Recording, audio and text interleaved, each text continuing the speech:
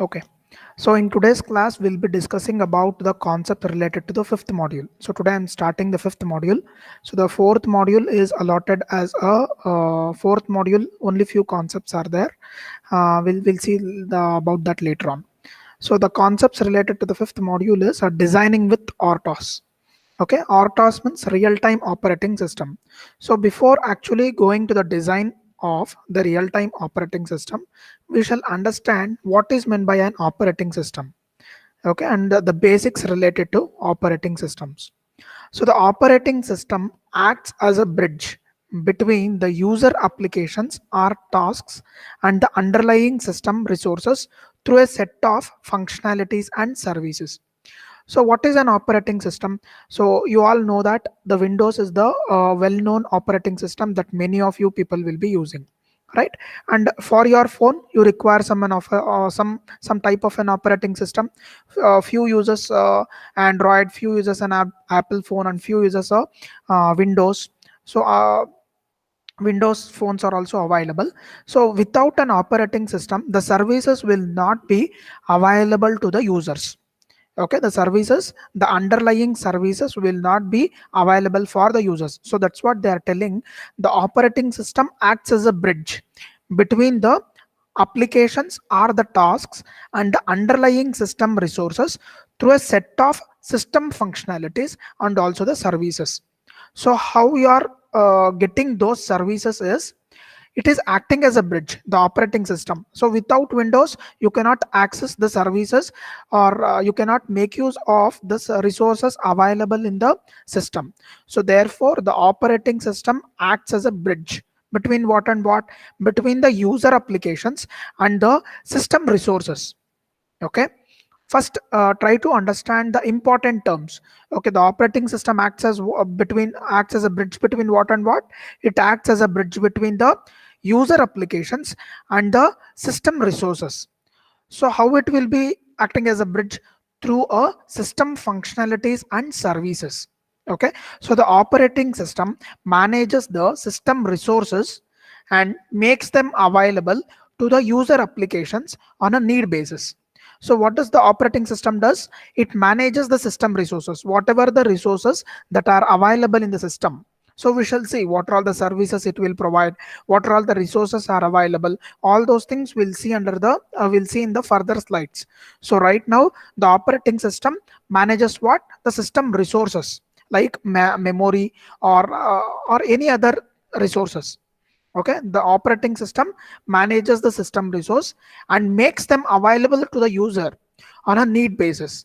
So whichever the application or whichever the tasks are needed for the user, all those applications will be made available to the user by making use of this operating system. Okay, so what is meant by operating system? It is acting as a bridge between what and what, the application and the system resources through a set of functionalities and services.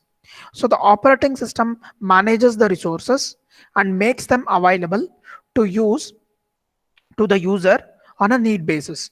So these are some of the operating system icons, like Apple and Linux, Red Hat, then Windows, then Android, then iOS. So these are some of the examples related to the operating system. So the primary function of an operating system is to make the system convenient to use. So why we have to use this operating system? See, if you just observe this Windows, so before we were using Windows 7, then Windows, now we are using Windows 10. Why they are upgrading the Windows? Because the Windows, the operating system should be designed in such a manner which is very user friendly to the user, right? It should be very easy. If you just observe the Windows 10, everything is in the form of icons. You can easily just click on it and get the service from that. So such as the operating system is upgraded, so we cannot just fix on to one particular operating system. So Linux and Red Hat, still it is not. Yeah, of course the Linux will be also providing the n number of services, but many of the users will be going for Windows, right? So the primary functions of an operating system is to make the system convenient to use. So whatever the services or whatever the resources that are available in the system, all those services and the resources should be easily available to the user. In such a manner, the operating system has to function. Okay, organize and manage the system resources efficiently and correctly. So another primary function of an operating system is it has to organize it and it has to manage the system resources efficiently and correctly. Okay. uh, so between the hardware and the user applications, okay, between the user applications and the underlying hardware that is present in the system, so there are some set of services in between. What are those set of services? Are memory management, okay, process management, time management, file structure or file system management, and IO system management. So all these services has to be managed properly in order to provide applications or the user or the tasks that has to be reached to the user effectively and efficiently. So what are all the services has to be managed properly? So the memory has to be managed, and the processes that whatever that is undergoing in the operating system has to be managed, and the time should also be managed, and the file systems should be managed, and the input and output systems should also be managed. So all these services are called as what? Kernel services. Okay, we'll see what is meant by kernel and all. So now between the user applications and underlying hardware, so these are some of the kernel services. So in order to support these things by the hardware, you require the interface. Okay, device driver interface. So some drivers has to be used in order to support such hardwares, right? An application programming interface will come in between the user application and the kernel services. Okay, so the interface between the, so it is very easy if I just tell, like the interface is required between the software and the services. So such type of an interface is application programming interface. An interface is required between the services and the hardware. So such type of an hardware interface is a device driver interface. So the device driver interface is with respect to the hardware, and application programming interface is with respect to the software. So the kernel is the core of an operating system. Okay, so as we have already discussed in the third module, right, the core of an embedded system. So what will be the core of an embedded system? Usually the core of an embedded system can be a microcontroller or a microprocessor or a SIC, FPGA, COTS. The various cores are available. So the main core of an operating system is what? The kernel.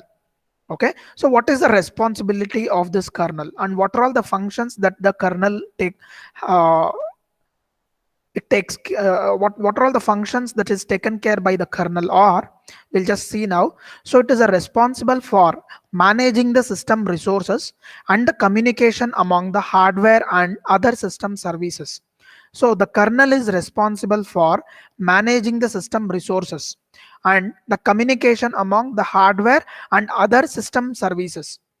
So in order to develop the communication between the hardwares and other system services, the kernel plays a very important role, and it also manages the system resources.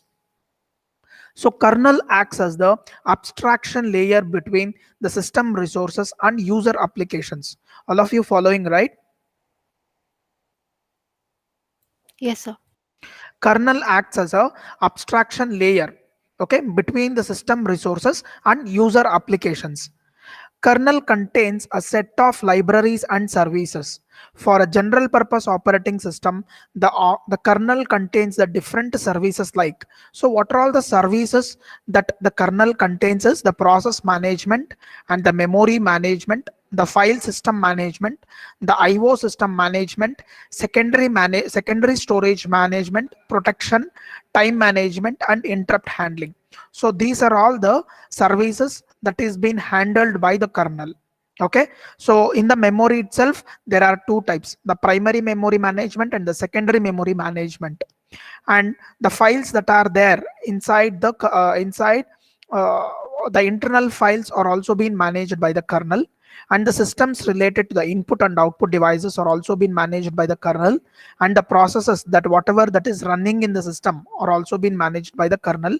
Protection, time management, and interrupt handling. So all these are some of the prominent services that has been taken care by the kernel. So if you just observe this diagram, so the kernel is responsible for taking care of the file systems, device drivers, networking protocols, and debugging facilities and other components which are being connected to the system. So the kernel and the user space. So we'll be discussing about the space related to the kernel and the space related to the user. So kernel space and user space. So user is nothing but the we that we are making use of the system, and the users that the users are the we who are making use of the resources as well as the services provided by the system, and the kernel is nothing but the core of an operating system. So obviously there are two types of spaces. So one space is with respect to the kernel and another space is with respect to the user. So why we shouldn't mix, or why we shouldn't combine this user and the kernel space, we will try to understand. So the program code corresponding to the kernel, the program code is nothing but the software or the firmware which is with respect to the kernel applications are kept in the contiguous area, okay, continuous area of a primary memory, and it is protected from unauthorized access by the user applications. So if the kernel has to work properly, or if it has to take care of all the services that what we have stated in the previous slide, if the kernel wants to take care of all the services properly, obviously the kernel should have some program code or the software or firmware. So such program code is very important, and it shouldn't be accessed by unauthorized persons. So therefore that particular space is kept separate, and that separate space is called kernel space. And the space which is used to store this program code is a contiguous. Contiguous is nothing but the operating system dependent. Okay, so the memory space at which the kernel code is located is known as a kernel space. Okay, what you have to understand from these two lines, so the the program code or the software that is related to the operating system or the kernel is kept in a safe memory, so that memory is called as a kernel space. Okay, and this memory is being protected from the unauthorized access. So the memory space at which the kernel code is located is called a kernel space. All the user applications are loaded to the specific area of the primary memory, and this memory area is called as a user space. So what is there in the user space? The user applications, the applications which are related to the users are being loaded into the user space. The partition of the memory into the kernel and the user is purely the operating system dependent.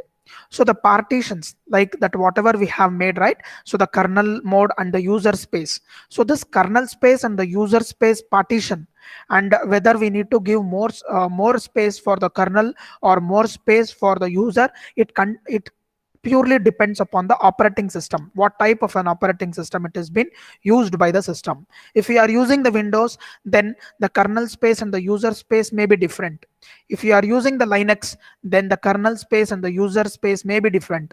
So what I mean to say is each and every operating system will be having a different kernel and the user space. That's why they are telling that the partition of the memory into the kernel and the user space is purely the operating system dependent. An operating system with a virtual memory support loads the user applications into the virtual memory space with the demand paging technique. So now the operating system wants to load some of the applications related to the user.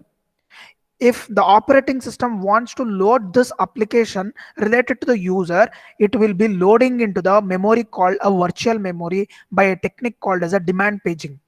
So what is meant by demand paging we'll be discussing in the future slides, or or the half after half of this module, you will be understanding this demand paging in detail. So right now you just understand. Let us not go in detail now itself. So first we should understand what are all the terms called a user space, kernel space, and what is meant by a virtual memory. All those things you should understand. Okay. An operating system, if it is interested to load the applications related to the user, it will be loading into a separate memory called as what, virtual memory. And this and the support, in order to the support is provided, or that is done with the help of a technique called a demand paging. So by using the technique called as a demand paging, the user applications can be loaded into the virtual memory with respect to the operating system. So most of the operating system keeps the kernel application code in the main memory itself. So almost all the operating system keeps its kernel application code or the code related to the kernel in the main memory itself, and it is not swapped out into the secondary memory.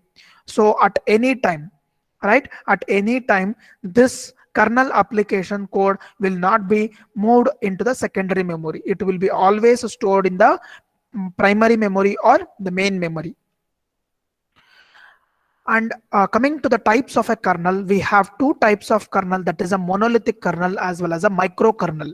So first we shall discuss what is meant by a monolithic kernel. All the kernel services run in the kernel space itself. Whatever the services that we are discussing, all the services will be run in the kernel space itself. All the kernel modules run within the same memory space under a single kernel thread. Okay. All the kernel modules, whatever the modules that are related to the kernel, will be running in the same memory space. What is that space? That is a kernel space. So the tight internal integration of the kernel modules in the monolithic kernel architecture allows the effective utilization of a low level features of underlying system. So since there is a tight integration, or since there is a tight bondage between the kernel modules in the monolithic kernel architecture, allows the utilization of a low level features of the underlying system. So whatever the features that are there from the scratch, all the features can be utilized by the kernel modules, because all the modules related to the kernel are within the same space. See here, all the modules are within the same space. Monolithic kernel, I think it is not visible properly. I'll just read out. If you want, you can take down this diagram. Okay, the monolithic kernel with all the operating systems running in the same kernel space. Okay, so this is one space and it is linked with the application. The major drawback of this monolithic kernel is that if any failure occurs in any of the kernel module, leads to the crash of the whole application. So some examples are Linux, MS-DOS, Solaris are some of the examples of monolithic kernel. So what is, as I have already told you, there are two types of a kernel. So some of the operating systems may be working with respect to monolithic, and some of the operating system may be working with respect to microkernel. So what is the monolithic kernel? What is the specialty is all the modules related to the kernel will be running in the same space. Okay, I mean to say that running in the same kernel space. So since all the modules are under a single memory, all the features, that is with respect to the low level, all the features will be available to all the modules. So the major drawback is if any failure occurs in any of the module, then the whole system will be crashed. So some of the examples related to monolithic is Linux and MS-DOS will be making use of the monolithic kernel. Next is a microkernel. See here, if you just observe, the memories are not same. Okay, the spaces are not same here. This is a kernel space and this is a user space. I'll just come to that. So the microkernel design incorporates only the essential set of operating services into the kernel.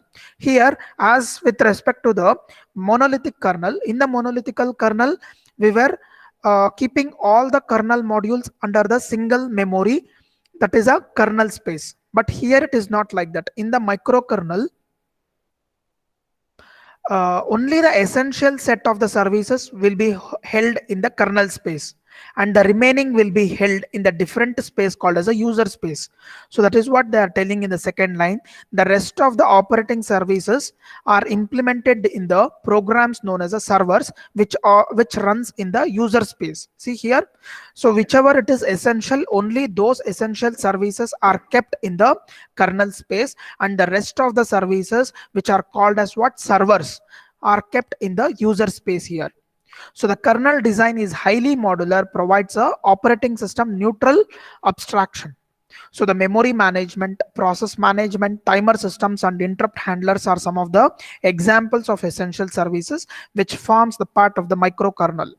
So what are all the essential services which will be kept in the kernel space? So these are the services, that is, that they have shown in the fourth point: the memory management service, process management, timer systems, and the interrupt handlers are some of the essential services which are kept at the kernel level itself.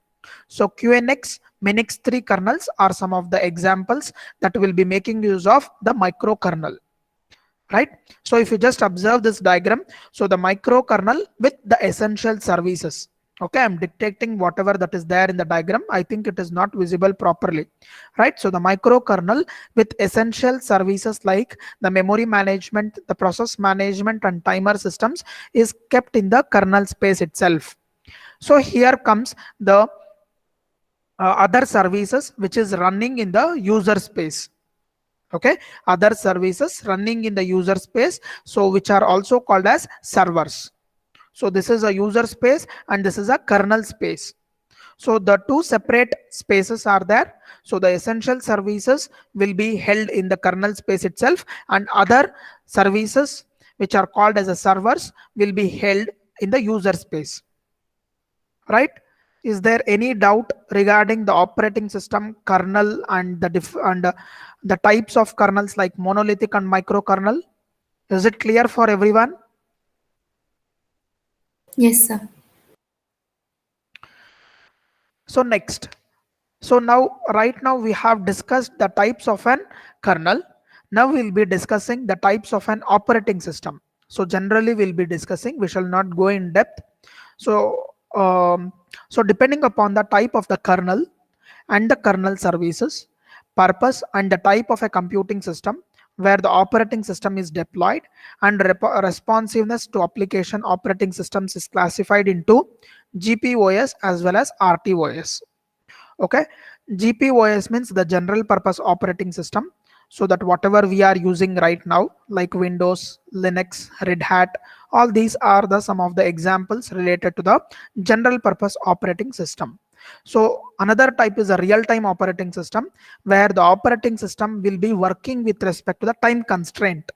So I have already given some examples related to the RTOS. Right? So the examples are the ATMs will be making use of an operating system where everything will be working with respect to the time constraint. If the time is exceeded or if the time is expired, then that particular transaction gets failed. Right? So here our general purpose operating system is not working with respect to the time basis. Right? We shall go in depth about all these types. So the operating systems which are deployed in the general computing systems are known as general purpose operating systems. So the kernel is more generalized here and contains all the services to execute the applications. Okay, the kernel, that whatever we are using in this operating system, is more generalized and contains all the services to execute the generic applications, need not be deterministic in execution behavior. So this particular operating system is not deterministic. So what is deterministic is, sometimes if it is if the task is not executed or if it is not coming within a time, then that particular task or the service will not be expired in this case. So may inject a random delays into the application software, so it supports the delays also, and thus cause a slow responsiveness of an application at unexpected times. So whenever you are trying to open one particular software, some softwares may take huge time.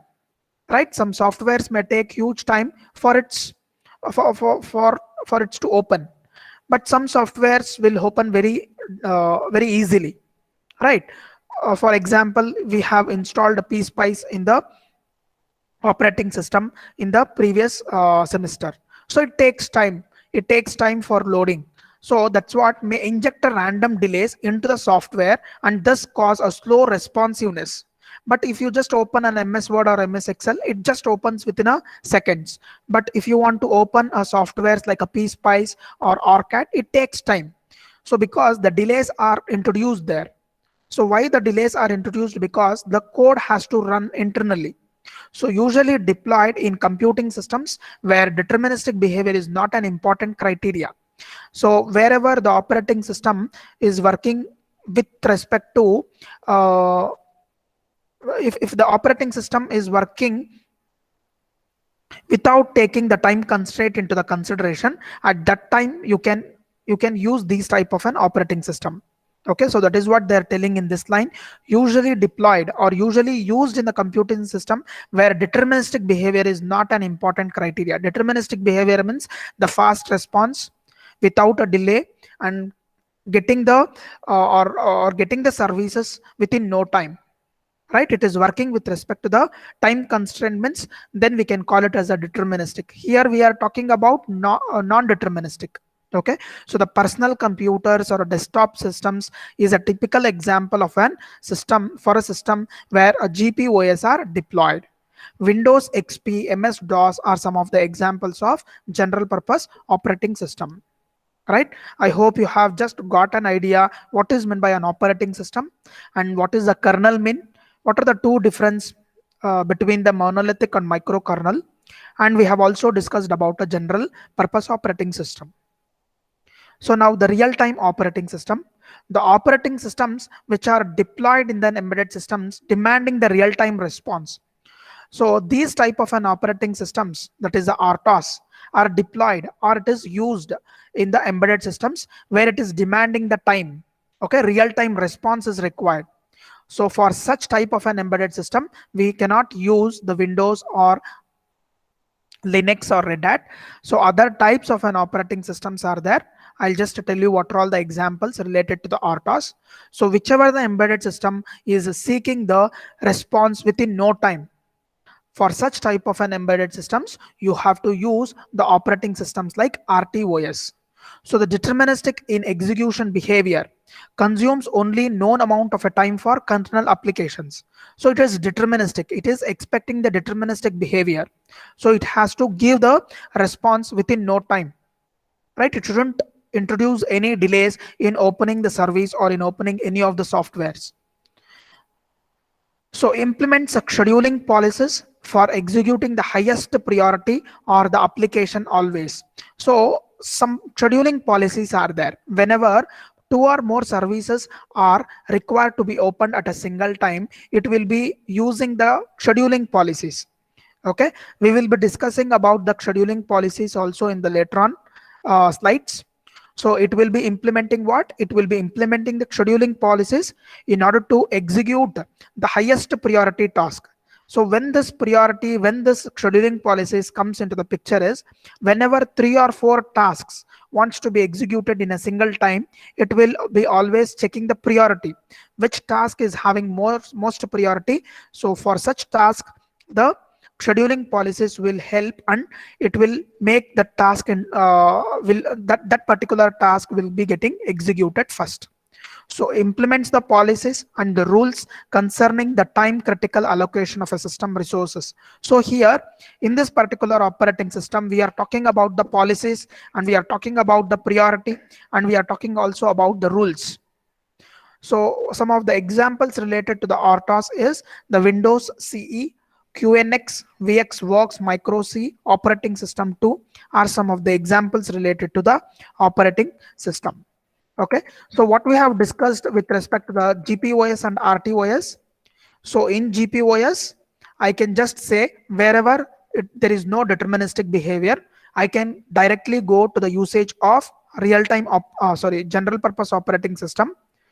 But coming to the real-time operating system, so whichever the embedded systems is seeking the deterministic behavior, for such type of an embedded system, you have to go for a real time where everything is with respect to time And in the general purpose operating system, we are not making use of any policies like a scheduling policies or a priority based techniques. But coming to the real time operating systems, we are using the scheduling policies also. And the examples of GPOS are Windows and MS-DOS. And coming to the RTOS, it is VxWorks. So the real-time kernel. So we'll be discussing about the kernel with respect to the real-time operating system. So the kernel of, so in the previous slides, we have just discussed what is meant by a kernel and what are all the services that are being taken care by the kernel. So only those things we have understood. Now we will be discussing the kernel with respect to the real-time operating system. So the kernel of a real-time operating system is referred to as a real-time kernel. Okay, in complement to the conventional operating system kernel. Okay, in complement to the conventional operating system kernel, the real-time kernel is highly specialized and it contains only the minimal set of services required for running the user applications. Okay, so whatever we have discussed till now with respect to the conventional operating system kernel, so in contrast to that, the real-time kernel is highly specialized.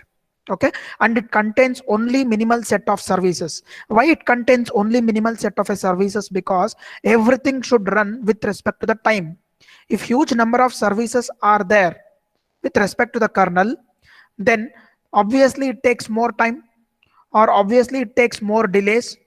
So therefore, in order to eliminate all such things, the minimal set of services are being provided to the real-time kernel. Okay, so the basic functions of a real-time kernel are the task management, the task scheduling, task synchronization. So if you just observe the kernel with respect to the conventional operating system, so what it was doing, the primary memory management, secondary memory management, timing protection, interrupt handling, all those things we were speaking.